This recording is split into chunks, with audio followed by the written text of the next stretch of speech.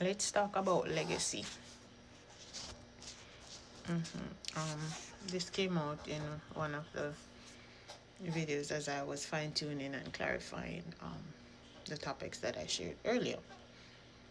So we made mention that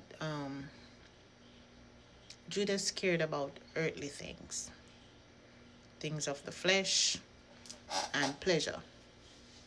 He didn't care so much about heavenly things and, when you leave this world, what is going to happen, or your soul. It maybe due to lack of knowledge, or I'm not sure. But he cared more about owning land, having a lot of money, operating a business, because at one point he told Christ to, why is Mary washing his feet with expensive perfume? They could sell it and give the money to the poor. His intent was never to give the money to the poor, but he has a business mindset. So he saw everything as a way to increase an income, you know. And so that's what he care about. That's what he focuses on. Hence is the reason why he could have been used by the devil to betray Christ unto the cross, which was his purpose, and he was chosen for that. But I want to talk about legacy. Yes, say all of that to say legacy, because his intent was to leave a legacy behind when he passed away. And so is the intent of many of us today.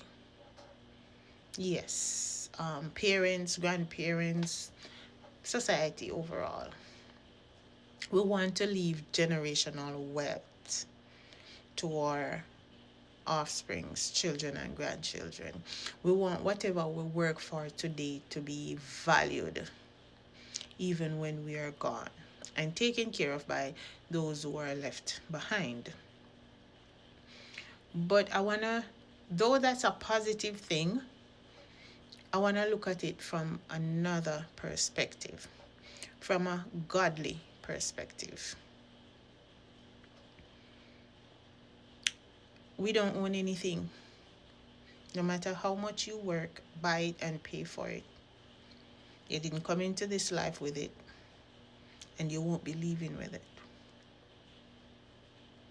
And we can work very hard for it and leave it as a legacy to our children and grandchildren. There is no telling how they will use or treat these assets and vain vanity things that we are gaining and losing our soul to have. As Solomon wrote, that it brings vexation of spirit. But the meat of the matter that I want to get into is, what legacy are we really leaving for our generation? What's the legacy? Yes, you left a house and you left a whole lot of property and land and cars and business and you name it. Vanity, you left it. That's the legacy, because you want your children and grandchildren to be rich, to be abundantly well on this earth. But what did you do to attain all this wealth? Who did you have to manipulate, deceive, analyze, work and didn't pay to attain this wealth, this legacy that you're leaving for your children? See, what we need to understand, what we do and say matters. How we do and say it matters. how we go about achieving things matters. And a lot of time, the Bible makes mention that it would be easier for a camel to go through the eye of a needle than for a rich person, quote unquote rich as we know it today, a wealthy person with a lot of money, house, land, gold, and diamonds to make it into heaven. Why? This is so because most of these people's hands aren't clean.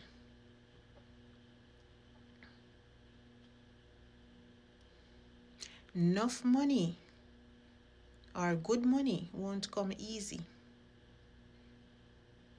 Nope. It's like if you have a lot of money, you didn't do anything good to get it. Worse if it come easy. And if you have to work hard for it, then it will be a very small amount of money. So a lot of us have to go above and beyond and bend back way, lie, manipulate, steal, deceive, even unalive others in order to gain the wealth that we so desire, that we want to leave for children and grandchildren that will not take care of it, because you have no certainty that will happen. State in Solomon wrote about this in Ecclesiastes, saying that you don't know if the person that is coming be after you will take care of all that you have achieved.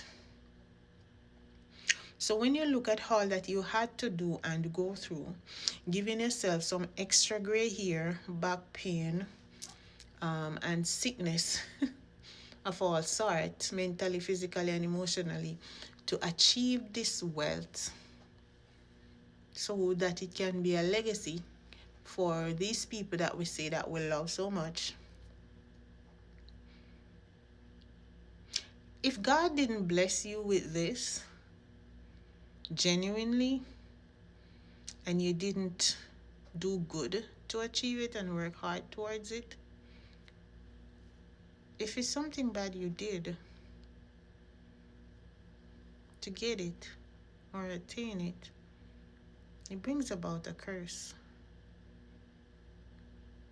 And so you're leaving this legacy to your offspring. You're also leaving the curse that you gain by attaining this thing.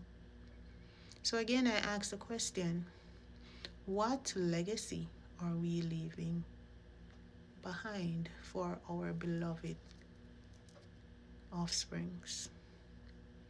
Is it the legacy of truth and righteousness? Is it the legacy of blessings that comes directly from God? Is it the legacy of long life, good health? Is it the legacy of knowing God and finding Him and keeping Him? Or is it the legacy of vanity and vain things? Now, nothing is wrong with wealth, don't get me wrong. But you want to make sure that that wealth was given to you by your Father. It is coming from the kingdom of righteousness. Because the kingdom of unrighteousness do give wealth. Gives legacy. You will be paid. Everyone will get their reward if you do good or evil. And when we are passing these things down to our children and grandchildren, do you take into consideration what you had done for it? And know that a curse was brought about that you are also passing down to your innocents, to fight and struggle through and for and by. Again, I ask, what legacy are we leaving behind? Is it a legacy of curse and destruction? Or is it a legacy of righteousness, love, and peace? It's a question. It's something to think about. Because too often we are gaining the world and losing our souls. And not only our souls, but the souls of our children, grandchildren, and great-grandchildren until someone repents. Why not let it be you that repent and save your bloodline and your generation from that everlasting curse.